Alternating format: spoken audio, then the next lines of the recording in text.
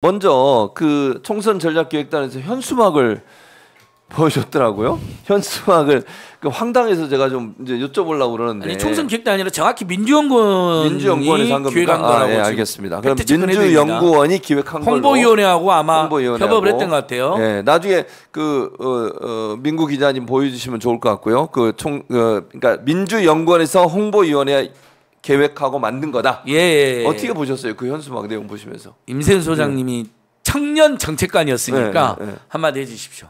저는 언급할 가치도 없다고 봐요. 도대체 이거 누가 만든 겁니까? 머리가 있는 사람들이에요, 도대체? 그러니까 무시해도 이거 뭐 총선 망하자는 뭐 총선 기획단 총선 망하는 무슨 기획단입니까? 만약에 했으면 도대체 누구 머리에서 이런 얘기가 나온 거예요, 도대체? 아니 그냥 우리 가만히 조용히 민생 문제에 관심 갖고 청년 문제에 관심 갖고 하면 돼요. 왜 이거 뭐 조롱하는 거예요? 뭐 전 기분 딱 보자마자 뭐 하는 짓인가 했어. 저는 이게 사실 국민의힘에서 나온 건가 했었어요. 아 청년 조롱합니까? 청년들 바보예요? 무슨 아니 도대체 난 이거 누가 기획한지 좀 알고 싶어. 이게 되고 왜 오픈이 되었냐고. 이거는 아이디어 차원인 거면 아이디어 안에서만 나와야지 왜 밖으로 나옵니까 이게. 실제 걸지 않았나요? 아니요, 못 걸었어요. 걸진 않. 이거 걸었으면 큰일 납니다. 나에게 온당은 뭐 걸 수 있다고 보고. 나에게 온당 이렇게 실험적으로 그건 걸렸는데 국회 앞에. 그건 걸렸고. 나머지는 안 걸렸습니다. 제가 차마 저도 부끄러워서 언급을 못해. 그 더민주혁신의 김우영 상임운영위원 전 은평구청장 2번 하셨던 분이 민주연구원이 누민주당 프로젝트라는 걸 맛배기로 내놓은 걸로 깜짝 놀랐다 이렇게 하니까 아마 이제 공문은 사무총장이 보냈고요. 그다음에 실무 책임은 홍보위원회. 그래서 우리 고속도로 게이트에서 가장 열심히 했던 한준호 의원도 굉장히 곤혹스럽고 해명을 했더라고요. 시안에 불과했다. 시안인 건 맞은 거예요. 그러니까 내건 게 아니니까 그 책임은 좀 덜해지긴 하지만 이런 시안을 검토하고 채택할 뻔한 거잖아요. 실제 걸 뻔한 거잖아요. 그렇죠. 거기에 대한 책임은 누가 민주연구원이 이제 민당 프로젝트를 기획안을 낸 것 같고요. 시도를 했고 홍보위원회가 붙은 거잖아요. 이 과정에 대해서는 저는 뭐 누굴 꼭 뭐 징계해라 이런 걸 떠나가지고요. 정확하게 그 책임 라인을 규명해서 그래야지 이 사람들이 뜨거하고 조심할 거 아닙니까? 그렇죠. 그냥 유야무야 넘어가면요. 안 걸렸다고 또 이런 엉뚱한 짓을 저게 뭡니까? 보여주지 말았으면 좋겠네요. 저는 너무 창피하더라고요. 저도 국민의힘에서 또는 국민의힘 건 줄 알았어요. 또는 이준석 전 대표류가 청년들 가지고 또 장난치는 거라고 생각했어요. 근데 설마 이게 민주당 진짜. 내에 있는 조직에서 그 이제 생각해낸 건 아니라고 보셨다는 거죠? 그만큼 그러니까 제가 한마디 드리면요. 구려요 일단. 구리다고. 그러니까 저게 뭐 되게 세련되고 무슨 막 힙해 보이죠? 구립니다. 네, 전혀 힙하지 않아요. 너무 구려요.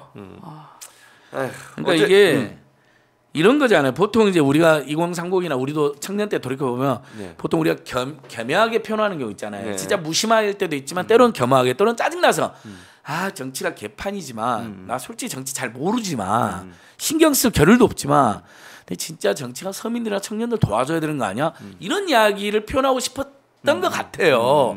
그렇다고 이렇게 말하면 안 되는 거죠. 정치가 엉망일수록 민주당만큼은 청년들부터 챙겨주세요라고 이제 그 취지라고 저는 처음에는 고민했을 거라고 생각하는데 그럼 그게 맞게 표현을 제대로 했어야죠. 재밌는 표현은 쓸 수 있지만 이건 재미도 없어. 그 취지마저도 완전히 퇴색돼서 완전히 취지와 정반대로 청년들이 마치 정치나 경제 전혀 무심하고 아주 이기적이고 근데 나만 잘 사는 걸 바라는 그런 사람으로 아주 못된 존재, 그럼 어떻게 아주 이기적인 존재, 아주 그 냉소에 쩔어 있는 존재. 근데 실제 그런 사람도 있을 수 있죠. 그냥 그런 분들에게는 공당이 말을 걸어서 소통을 해야 될 존재지. 그래 계속 무관심해.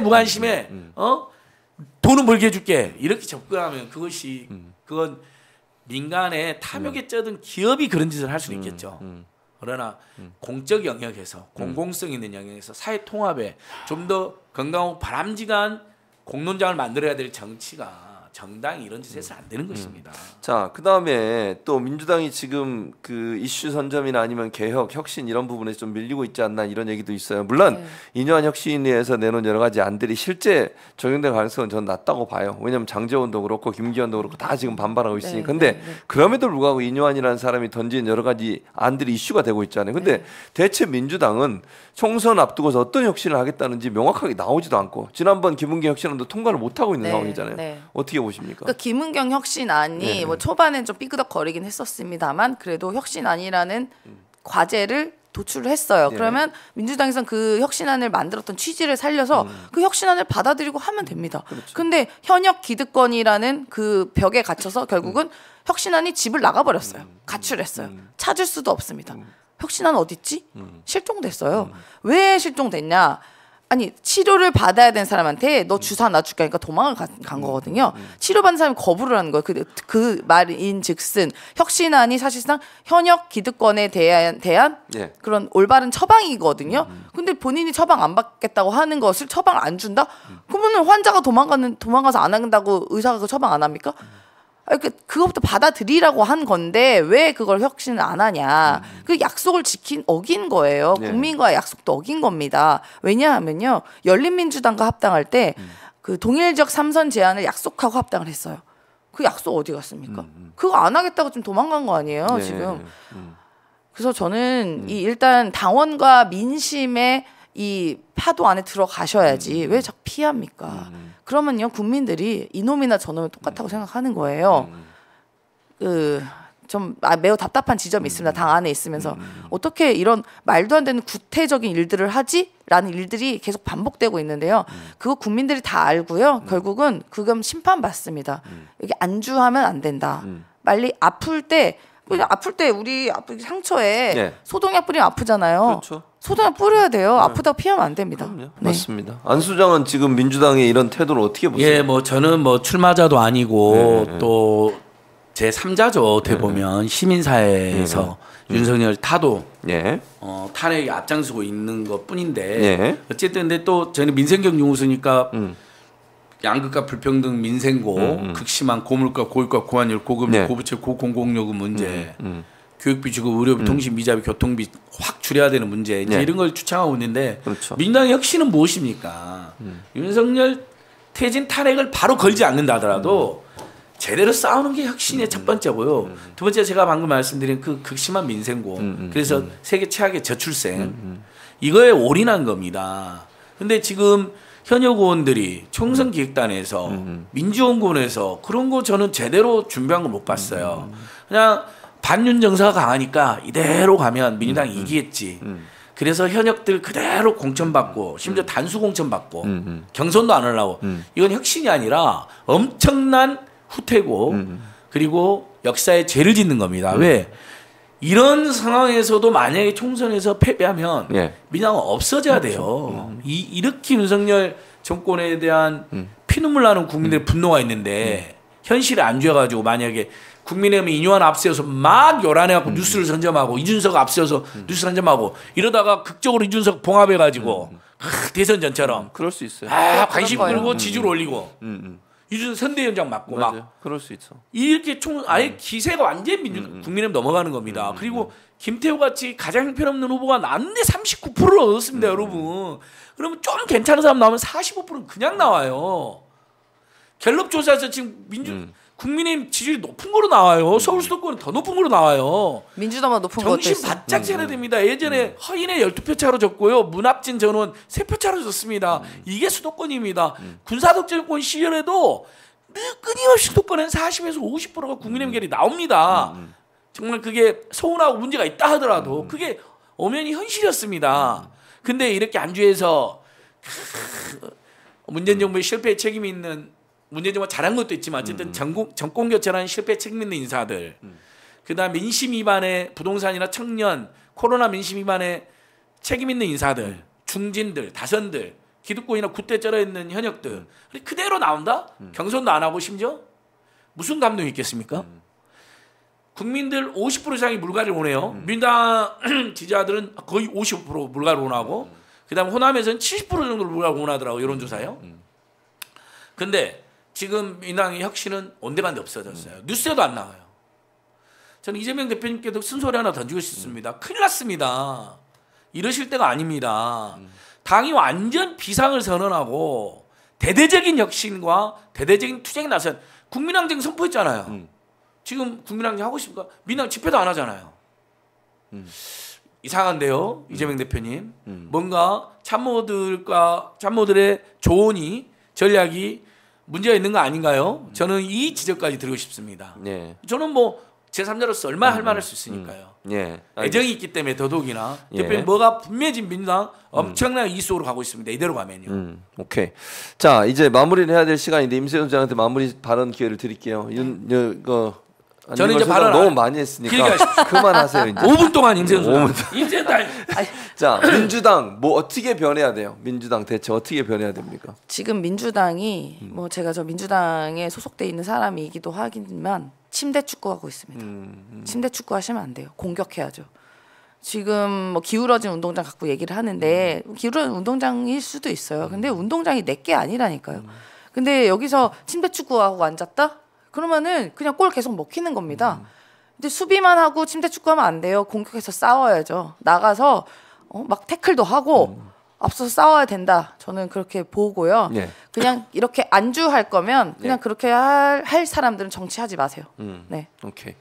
자, 오늘도 뭐 숨가쁘게 한 시간을 달려왔습니다. 두 분 오셔서 여러 가지 현안들 뭐 양평 3대 비리도 그렇고 그다음에 최은순 씨 관련된 문제도 얘기를 했고 또 민주당의 변화가 필요하다는 혁신의 문제도 했습니다.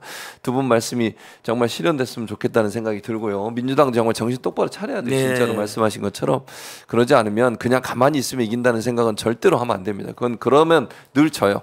저는 그렇게 생각하기 때문에 그 혁신이 우리 최진봉 교수님께서 요즘에 이제 방송이라든지 뭐 북토크에서 그런 지적 많이 해주시는데 예를 들면 교수님도 굉장히 제3자적인 느낌이 있잖아요. 물론 민주당에 대한 애정은 강하시지만 좀 이 지식인 그룹이나 방송 패널 그룹 그다음에 시민사단체 활동가들이나 대표들이 나서야 될 것 같아요.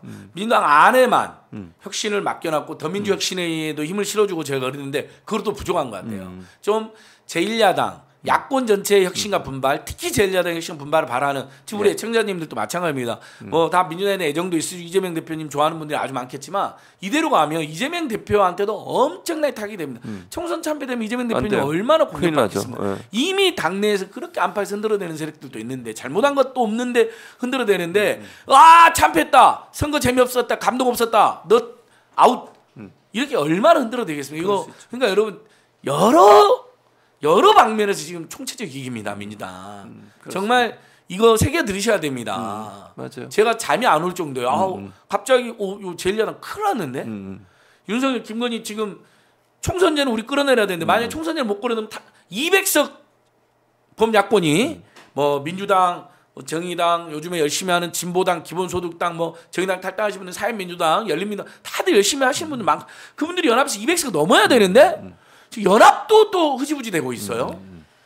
이거 큰일 납니다. 진짜 저 걱정돼서 제가 다시 한번 호소하고 분발을 촉구드립니다. 그러니까 200석 필요한데요. 지금처럼 200석이면요. 있는 이만 없는 이만 못합니다. 그렇게 이런 식으로 되면 탄핵도 안 할 겁니다. 200석 돼도. 그러니까 소위 제가 너무 죄송합니다만 오늘 좀 김진표 의장 너무 까서 죄송하지만 그 김진표 의장님 같은 그 류의 분들이 계시면요. 200석이 무슨 필요가 있겠습니까?